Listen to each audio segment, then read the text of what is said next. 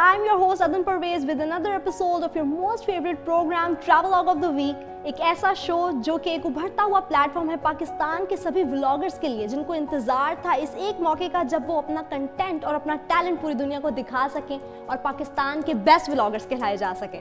In Travelogue of the Week, we are not only appreciating the good content producers and vloggers of Pakistan, but we are also encouraging you people as well कि आप भी अपनी life में adventure add करें, travel करें और अपने मुल्क की खूबसूरती को एक्सप्लोर करें, क्योंकि वो कहते हैं ना कि a journey of 1000 miles begins with a single step। और अगर आप Travelogue of the Week में पार्टिसिपेट करना चाहते हैं तो all you have to do is कि आपने स्क्रीन पर दिए गए कॉन्टैक्ट नंबर पर हमें व्हाट्सएप करना है और अपना एटलीस्ट 5 मिनट का HD क्वालिटी ट्रैवलॉग हमारे साथ शेयर करना है। इस तरह आप travelogue of the week competition का हिस्सा बन जाएंगे और आपको मौका मिल जाएगा इकोस्टार का 40 inch smart LED TV win करने का।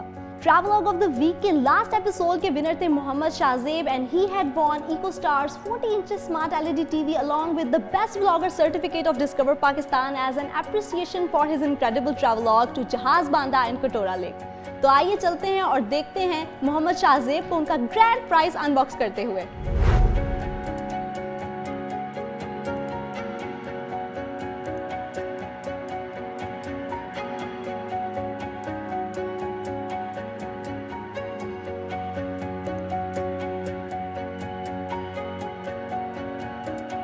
अस्सलामुअलैकुम, मेरा नाम है मोहम्मद शाहजेब। मैं स्वात से बिलोंग करता हूँ। आज से तकरीबन 2 हफ्ते पहले मैंने कंपटीशन में पार्ट लिया था जो कि डिस्कवर पाकिस्तान जो सैटेलाइट टीवी चैनल है जो कि टूरिज़म की प्रमोशन के लिए मोस्टली काम करती है, उनके कंपटीशन में मैंने हिस्सा लिया था जिसमें ट्रैवलॉग्स की कंपटीशन थी। अल्हम्दुलिल्लाह मैं जीत गया हूँ और आज उसी के इनाम में मुझे ये LED टीवी मिली है। 40 इंच की LED और काफ़ी बेहतरीन इसकी क्वालिटी है और ये अभी मेरे पास पहुंच गई है। अभी सेटअप नहीं हुआ यहाँ पे, लेकिन जस्ट मैंने टर्न ऑन की ताकि मैं इसकी एक छोटी सी वीडियो बनाऊं। तो मैं शुक्रगुजार हूँ इकोस्टार का और डिस्कवर पाकिस्तान का कि उन्होंने मुझे ये मौका दिया कंपटीशन में पार्ट लेने के लिए।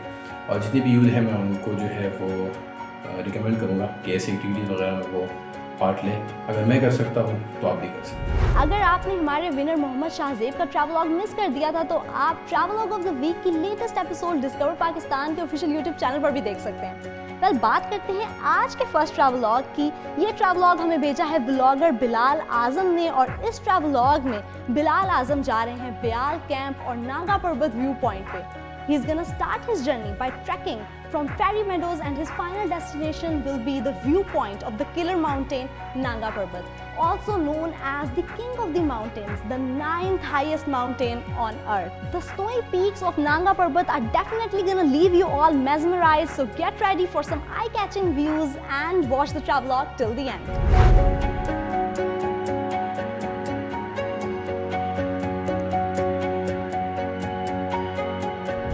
मॉर्निंग इंटरनेट एंड अस्सलाम वालेकुम एवरीवन।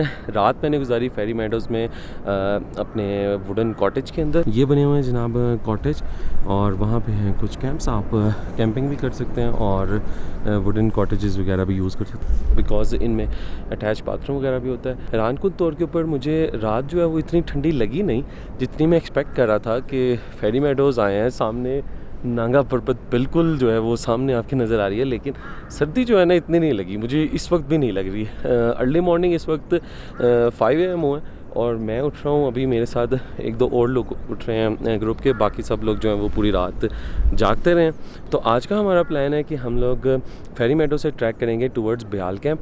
बेस कैंप जो है नागा पर्वत का वो मैं नहीं ट्राई कर रहा। नागा पर्वत जो है इस वक्त बहुत ही ज़बरदस्त पीछे व्यू दे रही है और वैसे तो इसको कहते हैं किलर माउंटेन बिकॉज इसके ऊपर जो भी माउंटेनियर्स जाते हैं इसका जो डेथ रेशियो वो बहुत ज़्यादा है, लेकिन आप सिर्फ़ और सिर्फ यहाँ बैठ के अगर इसको देखते रहे ना तो ये भी एक्चुअल में किलिंग व्यूज़ हैं।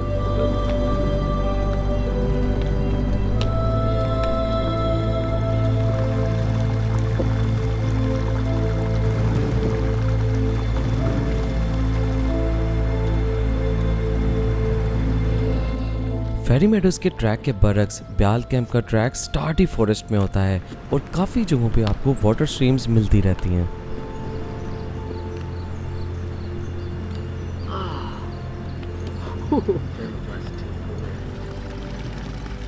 अच्छा, ट्रैकिंग करते हुए अक्सर चश्मे आते हैं और लोगों में बड़ी मिसकंसेप्शन होती है कि जनाब हर बहता हुआ पानी जो है ना वो पाक होता है, ऐसे नहीं होता। बेसिकली बहता हुआ तो आपको पता है सीवरेज का नाला भी बहता हुआ होता है, तो वो पाक कैसे हो सकता है? हमेशा आपने जो बड़ी स्ट्रीम होती है, जो एक बड़ा दरिया गुजर रहा होता है, वो उसके अंदर सेडिमेंट्स और जितनी भी इम्प्योरिटीज़ होती हैं वो बहुत ज़्यादा होती हैं। तो पीने के लिए हमेशा जो स्लो वाटर स्ट्रीम होती है, जो बहुत स्लो ट्रैवल कर रही हो, वो पीने का होता है। बिकॉज़ उसमें सॉलिड्स होते हैं, सस्पेंडेड सॉलिड, वो सारे सेटल करके होते हैं और सिर्फ जो है वो जो ऊपर का लेमिनार फ्लो है वो आपके पास आ रहा होता है, फ़िल्टर्ड पानी होता है बेसिकली। तो आपने स्लोएस्ट स्ट्रीम जो होती है वहाँ से पानी भरना होता है पीने के लिए।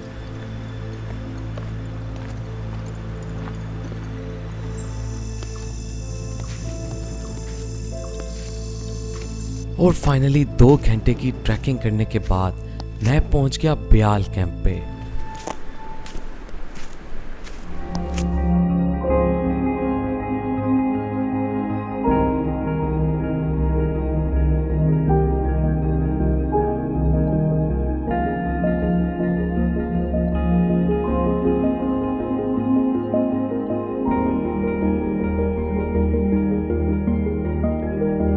ब्याल कैंप पहुंचकर नागा पर्वत लश्कारे मारती हुई नजर आती है।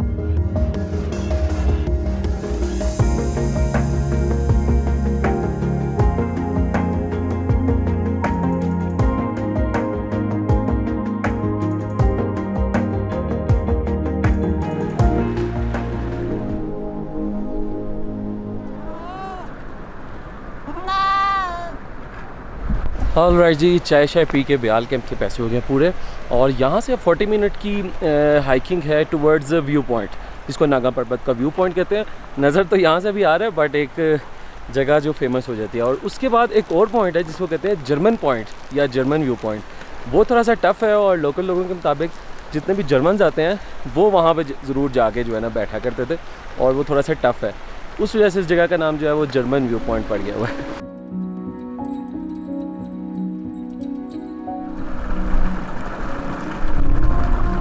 तो गाइस, जैसे जैसे नागा पर्वत के हम करीब होते जा रहे हैं, हवा मज़ीद ठंडी होती जा रही है और पसीना क्योंकि आया होता है तो उस वजह से सर्दी और ज़्यादा लगना शुरू हो गई है।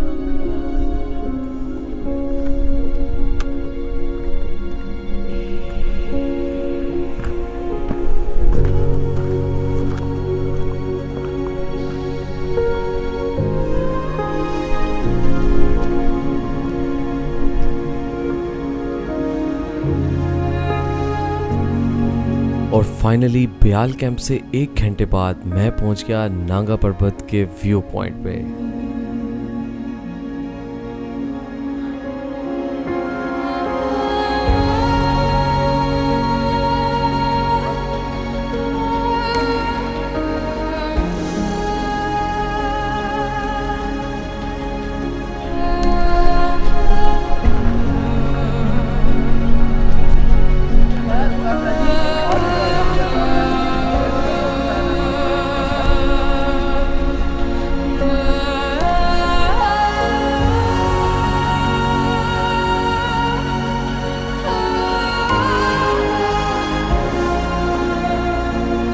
इधर हम नागा पर्वत का नज़ारा करने व्यू पॉइंट पे पहुंचे और नागा पर्वत की चोटी बादलों में छुप गई। लेकिन सच बताऊं, नागा पर्वत को देखने के साथ असल एक्सपीरियंस यहाँ बैठकर इस राखी कोट ग्लेशियर की आवाज़ें सुनना है। आप खामोशी से ऊपर जाकर बैठ जाएं और थोड़ी थोड़ी देर बाद बर्फ़ के तोदे मेल्ट होकर क्रेविसेस में गिरने की जो आवाज़ें आती हैं, वो वाकई एक अनबयानेबल एक्सपीरियंस है। काफ़ी लोग यहाँ से मज़ीद 3 घंटे का ट्रैक करके बेस कैंप तक जा रहे थे, लेकिन मेरा प्लान यहीं तक था और हमारे ग्रुप में सिर्फ अरशद साहब बेस कैंप तक गए, जो शाम को वापस आए। फाइनली हल्की सी बारिश होने के बाद बादल छट गए और नागा पर्वत ने अपना चेहरा नमूदार किया।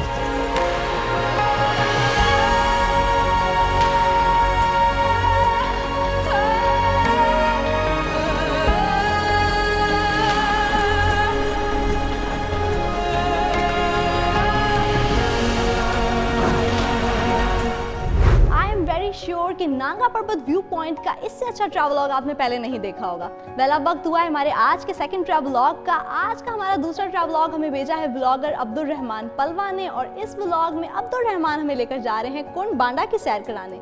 कुंड बांडा जहाज बांडा से तकरीबन 15 मिनट के फासले पर वाक़ एक बहुत ही खूबसूरत जगह है। In this travelogue you will get to see mountains, river, waterfall and a lot of attractive views of the greenery of Kund Banda meadows. So don't miss out on any part and watch the travelogue till the and.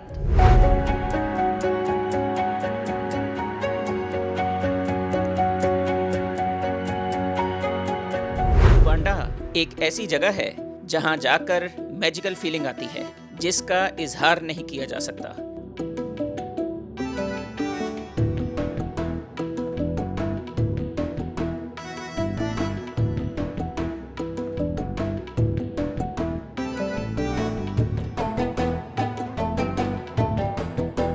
मैंने अपनी जिंदगी में बहुत सी खूबसूरत जगहें देखी हैं, लेकिन कुंड बांडा खूबसूरती का एक खजाना है। अब भी जहाज बांडा आने वाले बहुत से लोग इस जगह के बारे में नहीं जानते। मेरी राय में जहाज बांडा से भी ज्यादा खूबसूरत नज़ारे यहाँ मिल सकते हैं। मेरा कुंड बांडा में पहला विजिट था। ये जगह बहुत से सयाहों से ओझल है, इस वजह से यहाँ आपको रश भी कम मिलेगा। मैंने इस जगह के बारे में कुछ अरसा पहले सुना। सर्च करने पर नागिन दरिया सामने आया और यहाँ आने का इरादा किया।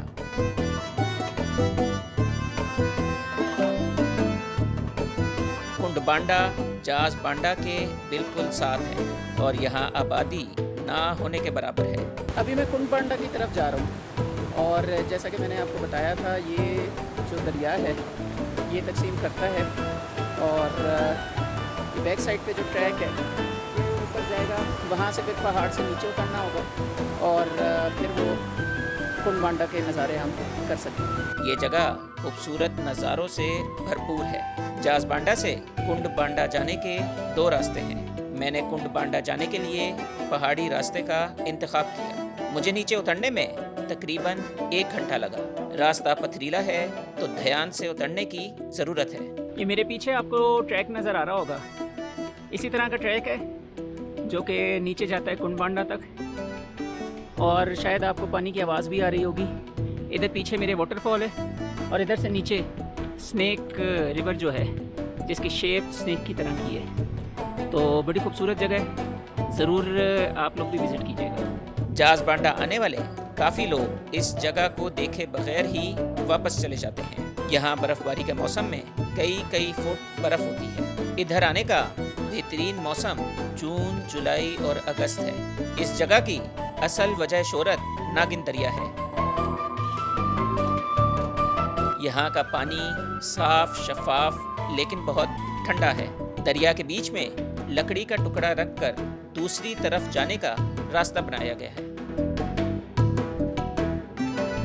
दरिया के साथ आरजी हट्स भी बनाए गए हैं जहां मुनासिब कीमत पर रिहाइश मिल सकती है।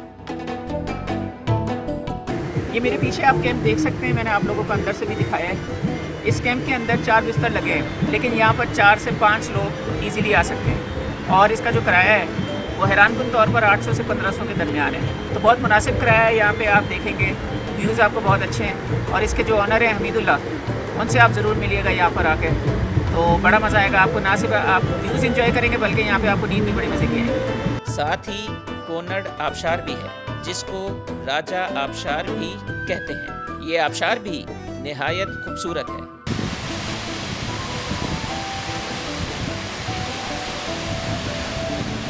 मैंने जहाज बांडा वापसी पहाड़ी रास्ते से ही की।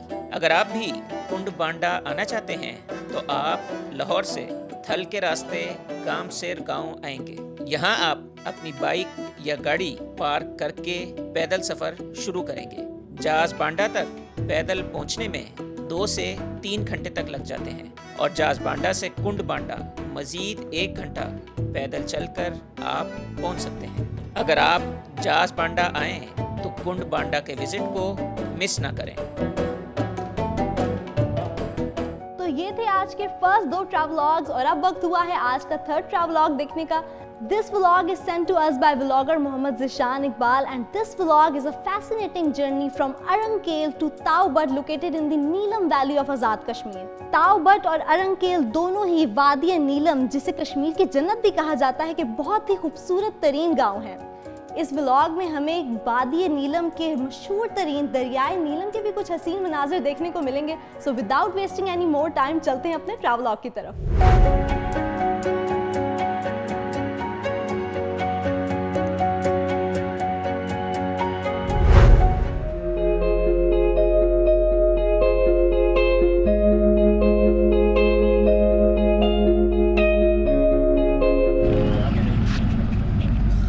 कुदरत ने वादी कश्मीर को सरसब्ज पहाड़ों, गुनगुनाते झरनों, आबशारों, पुरकशिश झीलों और शफाफ दरियाओं से इस तरह मुज़य्यन किया है कि ये वादी गोशा जन्नत का नमूना पेश करती है।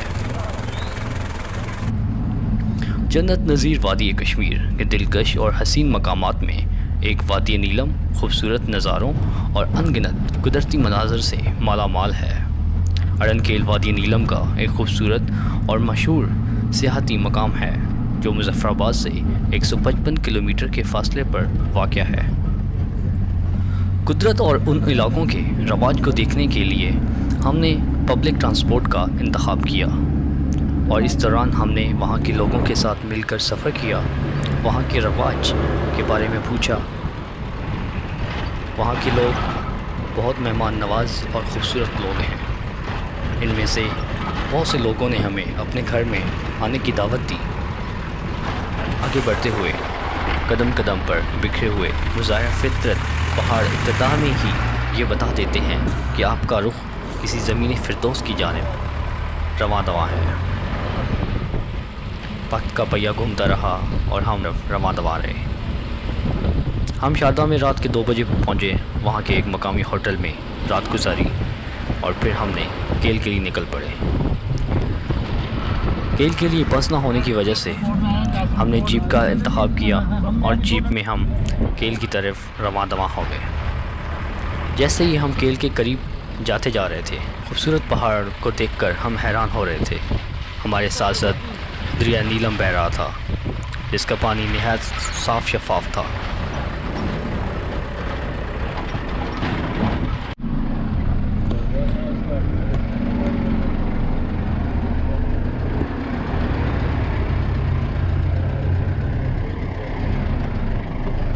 बहुत ही प्यारी जगह है अरनकेल, ज़रूर आएँ। और अभी हम तौबत की तरफ निकलेंगे। सुनने में यह है कि वो जगह इससे भी ज़्यादा खूबसूरत है। अब हम जाएंगे तो पता चलेगा कि क्या सीन है। उम्मीद करते हैं कि आप लोग एंजॉय कर रहे होंगे।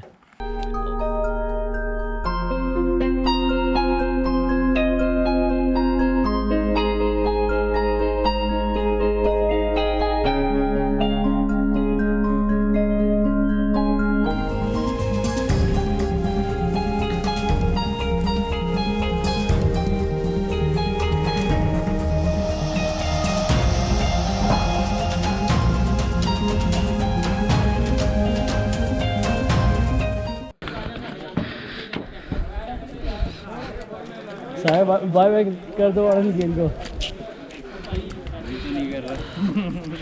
दिल नहीं कर रहा? नहीं पड़ेगा। नेक्स्ट इंशाल्लाह फिर आएंगे। अभी हम अरनकेल से जा रहे हैं तौबत की तरफ। यहाँ से हम लिफ्ट में जाएंगे केल और वहाँ से फिर तौबत जाना है हमने। खलील भाई कैसा फील कर रहे हैं? दिल कर रहा है वापस जाने का? यार बड़ा सैड फील कर रहा हूँ। यहाँ से निकलने का दिल ही नहीं कर रहा। हाँ दिल कहता है यहीं बस जाएं।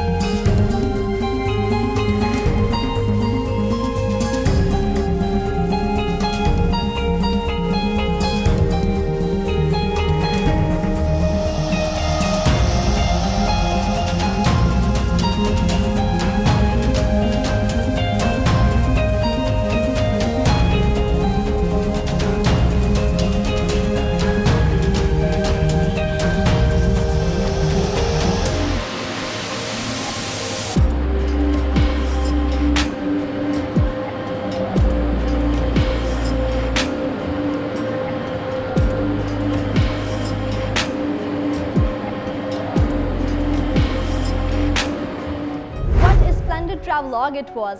खैर अब वक्त हुआ है आज का लास्ट ट्रैवलॉग देखने का। ये व्लॉग हमें भेजा है सैयद ज़िशान इकबाल ने और इस व्लॉग में सैयद ज़िशान निकल पड़े हैं कसारा लेक को एक्सप्लोर करने के लिए, जो कि देवसाई में वाक़ई एक बहुत ही लेस एक्सप्लोर्ड लेक है। देवसाई प्लेन्स के बारे में भी आपको बताती चलूं कि these plains are the second highest plains in the world after Tibet. यही वजह है कि देवसाई तक पहुंचना इतना आसान नहीं है। The roads are quite dangerous और कसारा लेक तक पहुंचने के लिए भी आपको कुछ टफ ट्रैकिंग करनी होती है। So get ready for some adventure because we are moving on to the travelogue.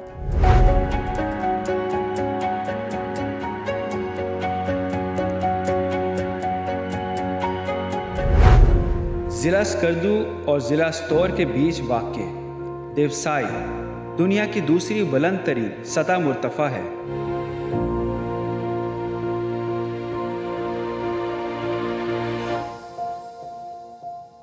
लहरदार ढलवानों की हामिल ये सतह मुर्तफ़ा कई एक झीलों का मस्कन भी है। इन झीलों में शेवसर को नुमाया मकाम हासिल है। एक अंदाजे के मुताबिक देवसाई में 30 से ज़ायद झीलें मौजूद हैं, जिनमें ज़्यादातर झीलें ताहार पर्दा गुमनामी में हैं। इन्हीं गुमनाम झीलों में से एक झील तक रसाई का हदफ लेकर हम स्कर्दू से देवसाई जा पहुँचे। देवसाई में एक मकाम काला पानी के नाम से मौसूम है।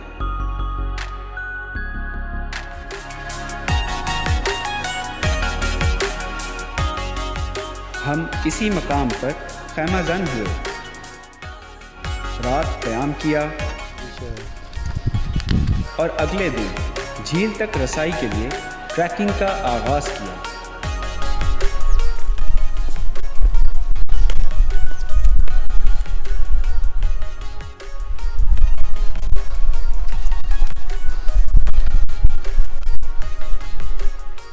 देवसाई में वाक़ ये झील आम रास्ते से हटकर और इंसानी आमदोरफ्त से दूरी पर वाक़ है।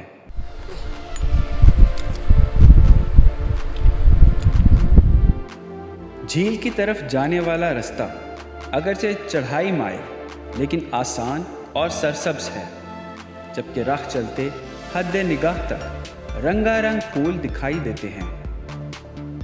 इन्हीं फूलों की संगत में हम कदम ब कदम झील से फासला कम करते जा रहे थे। चंद किलोमीटर दूरी पर पहुंचे तो शदीद बारिश ने आ लिया।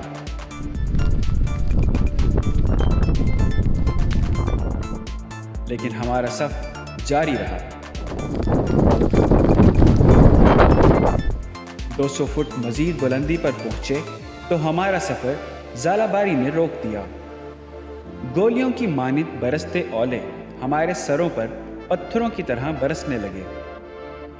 चूंकि देवसाई ट्री लाइन से ऊपर वाक़ है, लिहाजा किसी किस्म की पनाहगाह मुयस्सर ना हो सकी।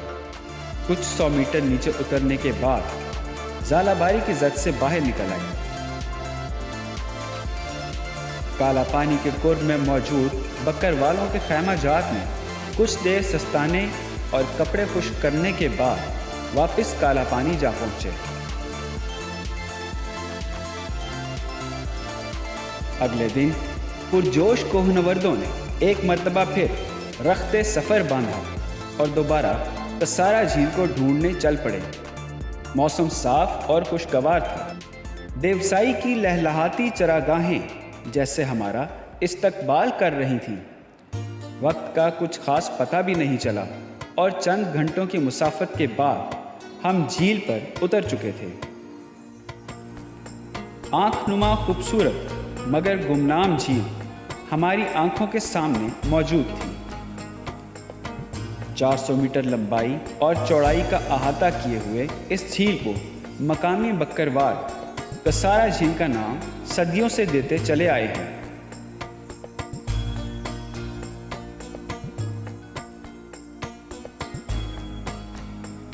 झील का शफाफ पानी आसमान और इर्द गिर्द के पहाड़ों का खूबसूरत अक्स लिए हुए दिलफरेब मंजर पेश करता है।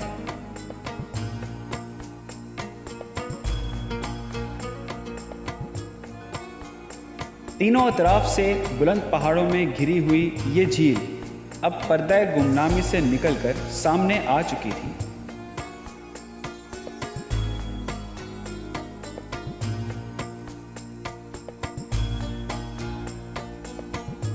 कुछ देर मौसम और झील के इस खूबसूरत मंजर से लुत्फानंदोज होने के बाद हम खरामा खरामा वापस काला पानी जा पहुंचे।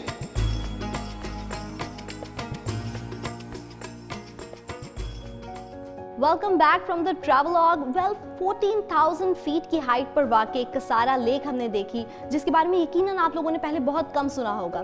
सच places are the hidden gems of Pakistan. Well इसी के साथ इस वीक का विनर अनाउंस करने का वक्त भी आ गया है। The vlogger whose travelogue was the best and deserves the title of Travelogue of the Week is Bilal Azam for his travelogue to Nanga Parbat Viewpoint and Bayal Camp. Many congratulations Bilal Azam, you have won EcoStar's 40 inches Smart LED TV along with the Best Vlogger Certificate of Discover Pakistan. Your efforts to promote the beauty of Pakistan are highly appreciated by us. इसके अलावा आज के runner ups के लिए भी हैं Discover Pakistan के Appreciation Certificates. Keep up the good work vloggers, keep vlogging, keep traveling and keep promoting tourism in Pakistan. That was all for today. I'm your host Adnan Parvez and until next time, this is Travelogue of the Week.